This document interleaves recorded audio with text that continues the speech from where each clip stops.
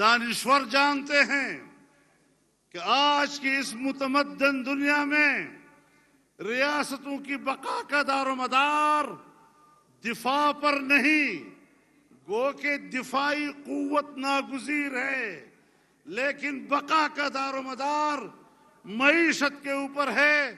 Soviet union کی مثال ہمارے سامنے ہے، دفاعی لحاظ سے وہ طاقتور تھا، لیکن معاشی لحاظ سے جب وہ دیوالیہ پن کا شکار ہوا تو سوویت یونین سے دستبردار ہوا اور واپس رشین فیڈریشن کی صورت میں اپنے سابقہ پوزیشن پر واپس چلا گیا۔ آج پاکستان کی معیشت تم نے تباہ و برباد کر دی ہے۔ آج میں آپ کو بتانا چاہتا ہوں کہ یہی ہندوستان تھا، یہی بی جے پی کی حکومت تھی، یہی واجپئی اس کا وزیر اعظم تھا، پاکستان کی معیشت بہتر تھی، ہندوستان پاکستان کے ساتھ تجارت کرنا چاہتا تھا۔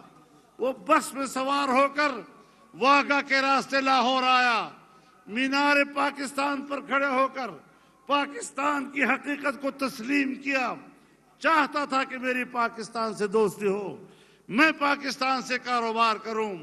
افغانستان آپ سے کاروبار کرنا چاہتا تھا، اس زمانے میں ایران آپ سے کاروبار کرنا چاہتا تھا، اس زمانے میں مشرق وسطیٰ آپ سے کاروبار کرنا چاہتا تھا، لیکن آج وہی ہندوستان ہے، وہاں پر اسی بی جے پی کی حکومت ہے، اور آج وہاں مودی کی حکومت ہے، لیکن مودی کا رویہ پاکستان کے ساتھ اتنا دشمنی کا ہے، اتنا معاندانہ ہے، جو صاف یہ بتا رہا ہے کہ پاکستان اب معاشی لحاظ سے کنگال ہو چکا ہے، اور ہماری کمزوری کا فائدہ اٹھاتے ہوئے ہندوستان اب پاکستان کا خاتمہ کرنا چاہتا ہے۔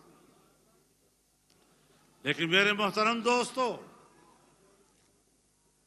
ایک طرف ہندوستان کا یہ رویہ، پچھلی حکومت میں ہم نے معاشی ترقی کے نئے راستے ڈھونڈے، ہم نے چائنا کے ساتھ رابطہ کیا، اور وہ چین جس کے 70 سال ہمارے ساتھ ایسی دوستی رہی کہ جس دوستی کو ہمالیہ سے اونچی، بحر الکاہل سے گہری اور شہد سے میٹھی دوستی کہا جاتا تھا، آج وہ معاشی دوستی میں تبدیل ہوئی۔ 70 ارب ڈالر اس نے پاکستان میں صرف کیے تاکہ یہاں سڑکیں بنیں، یہاں صنعتی بستیاں قائم ہوں، صنعتی علاقے قائم ہوں، یہاں پاکستان میں بجلی کی پیداوار میں اضافہ ہو، ملک کی معیشت مستحکم ہو۔ لیکن جب ان لوگوں کے ہاتھ میں حکومت آئی، انہوں نے نیا فلسفہ دیا۔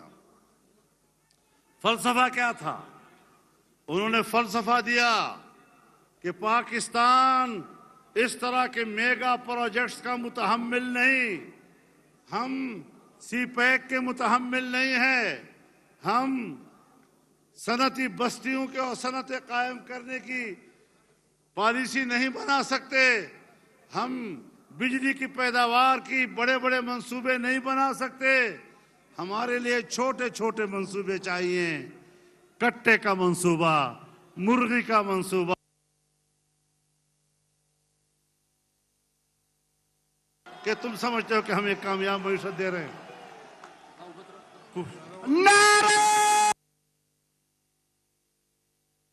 مولانا فضل الرحمان جلسے سے خطاب کر رہے ہیں، انہوں نے کہا کہ آج مودی کا پاکستان سے رویہ دشمنوں جیسا ہے، بھارت پاکستان کا خاتمہ کرنا چاہتا ہے، پچھلی حکومت میں ہم نے معاشی ترقی کے راستے ڈھونڈے۔ انہوں نے کہا کہ چین سے پاکستان کی دوستی کو معاشی دوستی میں تبدیل کیا، چین نے 70 ارب ڈالر پاکستان میں انویسٹ کیے، جب سے ان لوگوں کے ہاتھ میں حکومت آئی ہے نیا فلسفہ دیا ہے۔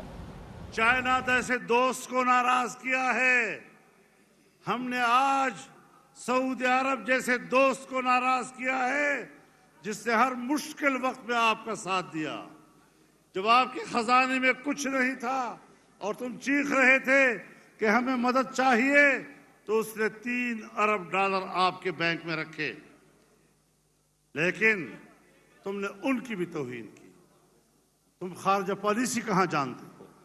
तुमने पाकिस्तान को तन्हा कर दिया और आज अफगानिस्तान भी आपकी बात नहीं कर रहा।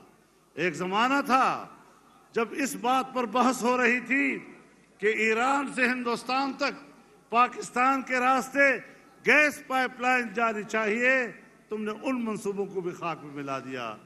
जब तुर्कमेनिस्तान, अफगानिस्तान, पाकिस्तान और इंडिया के दरमियान गैस पाइपलाइन की बात हो रही थी, आपने उन मंसूबों को भी खाक में मिला दिया।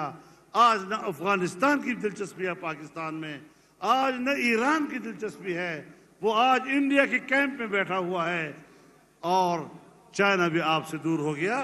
तो आपकी खारजा पॉलिसी है ही नहीं और न तुम्हें शऊर है कि खारजा पॉलिसी किस चीज को कहते हैं, पाकिस्तान का मफाद किसको कहते हैं।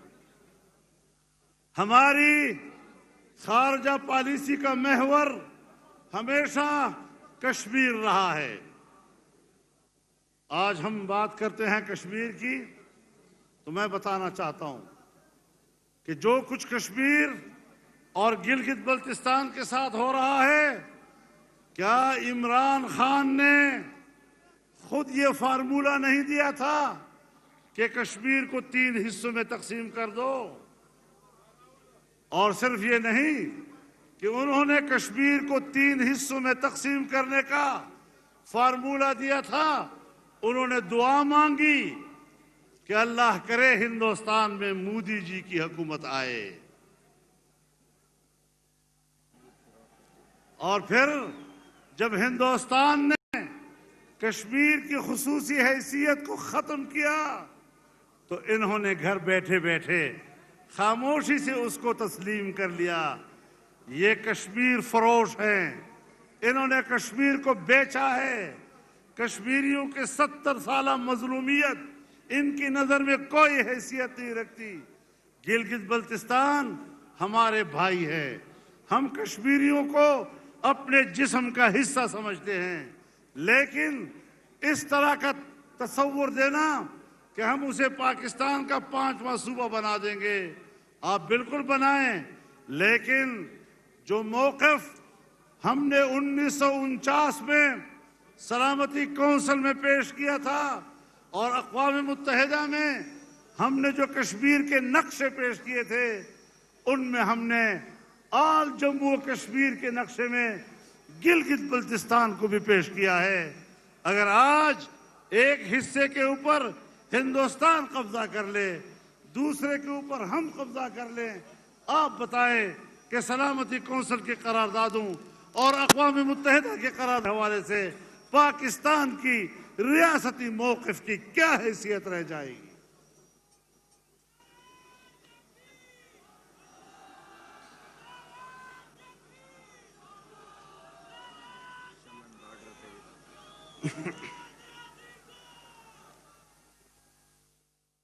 तो मेरे मोहतरम दोस्तों, और इस पर इजाफा क्या किया? हम ये कहते हैं आपकी ऑल पार्टीज कॉन्फ्रेंस की वजह से हिंदुस्तान खुश हुआ है। हिंदुस्तान उससे खुश नहीं हो सकता। हिंदुस्तान ने उस वक्त खुशी मनाई जब आज की हमारी पाकिस्तान की वफाकी हुकूमत ने आज़ाद कश्मीर के वज़ीर आज़म के ऊपर गद्दारी का मुकदमा दर्ज किया है।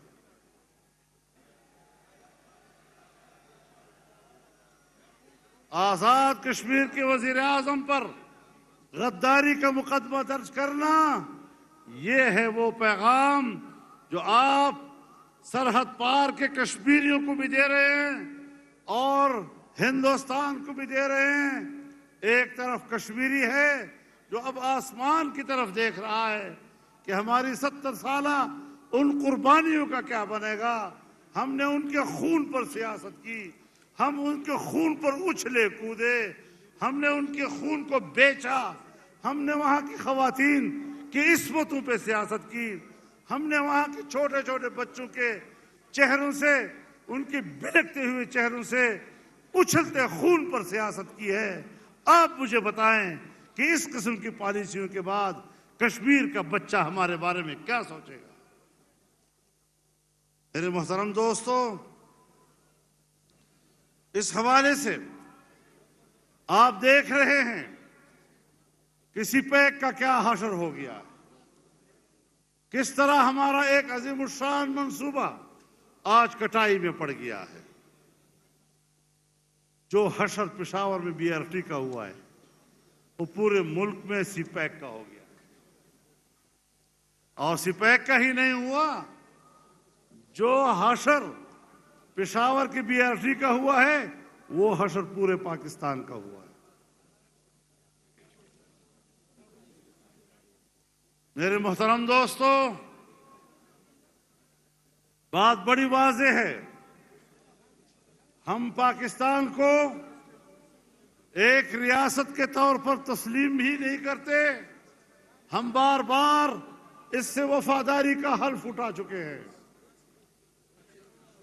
اور ایسے حالات میں جبکہ ملک کی معیشت تباہ ہو چکی اور وہ تباہی ریاست کے لیے اب ایک خطرے کی گھنٹی بج گئی ہے، ان حالات میں آپ کا میدان میں آنا، ہمارا میدان میں آنا، یہ پاکستان کی بقا اور اس کی حفاظت کے لیے ہو سکتا ہے، اس کے علاوہ کوئی دوسرا مقصد نہیں ہو سکتا۔ ہم اداروں کے دشمن نہیں، ادارے ملک کے لیے ناگزیر ہوتے ہیں، ہم اداروں کا احترام کرتے ہیں، ہم اداروں کے ذمہ داران کا احترام کرتے ہیں، لیکن اگر وہ پاکستان پر مارشل لا مسلط کرتے ہیں یا ایک جعلی حکومت کی پشتی بانی کرتے ہیں تو پھر ان سے گلہ کرنا، ان سے شکایت کرنا، ان سے احتجاج کرنا ہمارا حق بن جاتا ہے۔ آج بھی ہماری اسٹیبلشمنٹ جعلی حکومت کی پشت پناہی سے دستبردار ہو جائے، آج بھی قوم کے سامنے معذرت کر لے کہ ہم نے الیکشن میں غلط کیا تھا، ہم نے قوم کا مینڈیٹ تباہ کیا تھا، ہم آج بھی ان کو اپنی آنکھوں میں بٹھانے کے لیے تیار ہیں۔ لیکن عجیب بات ہے کہ میں جرم کروں تو میں پاکستان کا دشمن ٹھہروں، میں جرم کروں تو پھر میں سزائے موت کا حقدار بنوں، اور یہ پاکستان کے ایسے مالک کہ عوام کو جانور سمجھیں اور وہ یہ سمجھیں کہ ان جانوروں کے سامنے ہم جو چارہ ڈالیں گے وہ چارہ وہ قبول کریں گے۔ میں علل اعلان کہتا ہوں کہ میں طاقتور سے طاقتور قوت کی بھی اس حیثیت کو تسلیم کرنے کے لیے تیار نہیں ہوں کہ وہ قوم کو جانور سمجھے اور اس کے سامنے جو چارہ ڈالے وہ قبول کرے۔ نعرہ تکبیر! قائد قدم بڑھاؤ! قائد قدم بڑھاؤ! لبیک لبیک لبیک لبیک لبیک لبیک!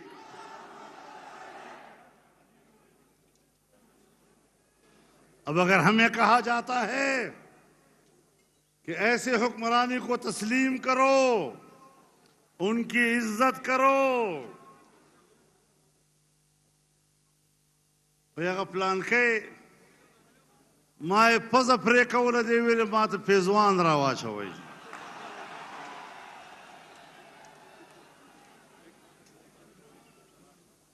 تو خود دې قابل نه چې تا پورې دې پوزي او تلمانه عزت غواړي، تلمانه احترام غواړي، او بیا وایي دا ریاست مدینه ده، ریاست مدینہ نہ دا کوفہ دا کوفہ۔ کہنے لگے نوجوانوں کو 1 کروڑ نوکریاں دوں گا، 1 کروڑ، 1 کروڑ نوکریاں سن 1947 سے لے کر آج 72 سال تک پاکستان میں کل نوکریوں کی تعداد 1 کروڑ تک نہیں پہنچی ہے۔ تم 1 سال میں مجھے کس طرح 1 کروڑ کی نوکری دیتے ہو؟ اب کہتا ہے چرس پیو مست جیو۔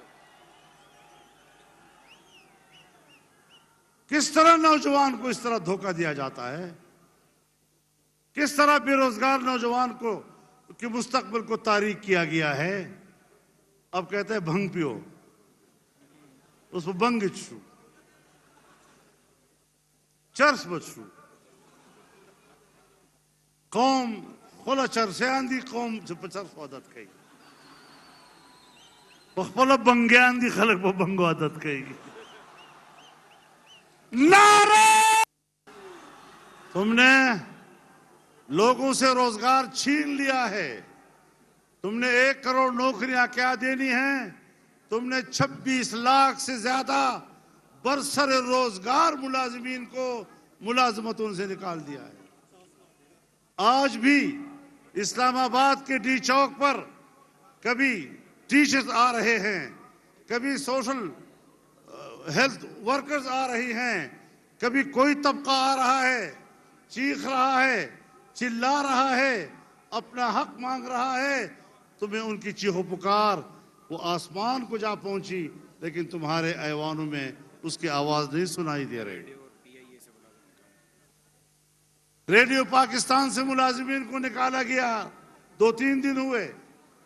پی آئی اے سے ملازمین کو نکالا گیا، لوگوں کو بے روزگار کیا گیا۔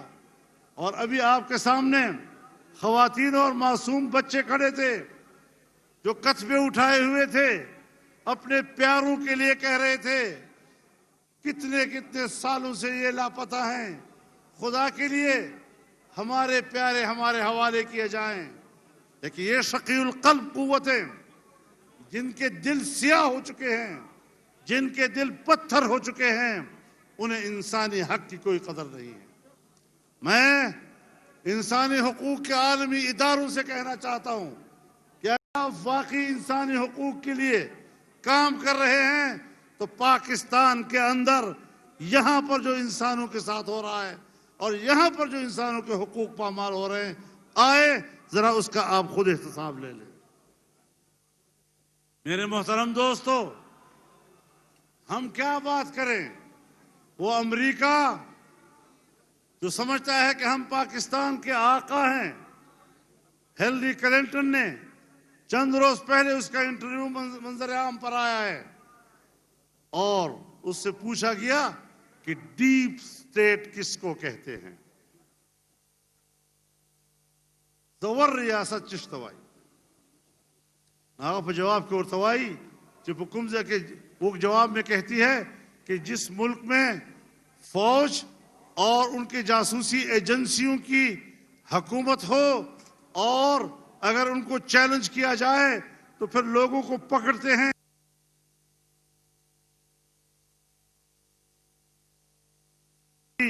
جیسے کہ پاکستان،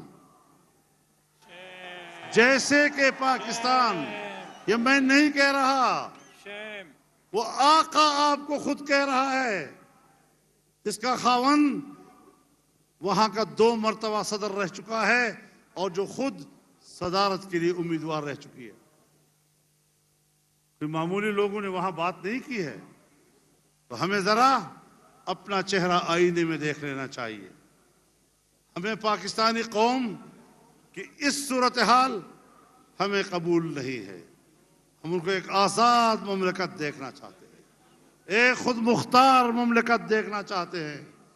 اور ہمارے آباء و اجداد نے ہمیں اگر درس دیا ہے تو آزادی کا درس دیا ہے، اور اگر مجھے محسوس ہو جاتا ہے کہ پاکستان ایک غلام مملکت ہے تو بخدا انشاءاللہ اس وطن عزیز کے لیے آزادی کے جہاد لڑوں گا۔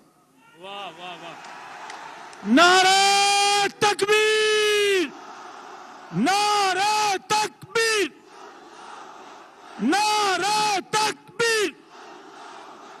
قائد قدم بڑھاؤ! قائد قدم بڑھاؤ! قائد قدم بڑھاؤ! ہم نے ہمیشہ اس وطن عزیز کو ایک خود مختار وطن کہا ہے۔ ہم نے ہمیشہ پاکستان کی داخلی اقتدار اعلیٰ کی بات کی ہے اور ہمیشہ پارلیمنٹ میں اور ہر منصب پر ہم نے پاکستان کی اس حیثیت کا حلف اٹھایا ہے۔ لیکن اگر ہمیں یہ چیز مخدوش نظر آتی ہے تو پھر اس کو اپنی حالت پر واپس لینا، یہ ہمارے آباء و اجداد کا درس ہے جسے ہم بھولے نہیں ہیں۔ میرے محترم دوستو، اب یہ سفر جاری ہے اور جاری رہے گا انشاءاللہ۔ آپ کی مرضی ہے، ظلم سے نکلنا چاہتے ہو تو ہمت کرو، آگے بڑھو۔ پورے قوم سے کہنا چاہتا ہوں، پورے پاکستان کے جوانوں سے کہنا چاہتا ہوں، پورے پاکستان کے بوڑھوں سے، بزرگوں سے کہنا چاہتا ہوں، پورے پاکستان کے ماؤں اور بہنوں سے کہنا چاہتا ہوں کہ اگر پاکستان کو مستحکم بنانا ہے، اس کو آزاد رکھنا ہے، اس کو معاشی طور پر خوشحال رکھنا ہے، تو پھر میدان میں جانا ہوگا۔ گھروں میں بیٹھے بیٹھے آزادی نہیں ملا کرتی، گھروں میں بیٹھے بیٹھے خوشحالی نہیں ملا کرتی۔ ہر شخص کمانے کے لیے گھر سے باہر تو نکلتا ہے نا، گھر میں بیٹھے بیٹھے تو روزی اس طرح نہیں آئے گا، کچھ محنت کرنی پڑتی ہے۔ لیکن اگر پورے ملک میں پوری قوم پر اس قسم کے حالات مسلط ہو جائیں تو پھر قوم کو نکلنا پڑتا ہے۔ اس لیے ہمیں واضح کر دینا چاہتا ہوں کہ ہماری فوج ہمیں عزیز ہے۔ میرے نزدیک فوج کی حیثیت ایسی ہے جیسے آنکھوں کی پلکیں، سترگو بانا، آنکھوں کی پلکیں سرحدات، آنکھوں کی سرحدات کی حفاظت کرتی ہے، اور یہ صرف سرحدات پر ہی ہوتی ہے۔ لیکن اگر ان پلکوں کا ایک بال بھی اپنے حد سے تجاوز کر کے آنکھ کے اندر آ جاتا ہے تو پھر آنکھ بے قرار ہو جاتی ہے، تو پھر آنکھ اشک بہاتی ہے، یا تو اشک بہاتے بہاتے وہ بال نکل جائے، ورنہ پھر اس بال کو نکالنا پڑتا ہے۔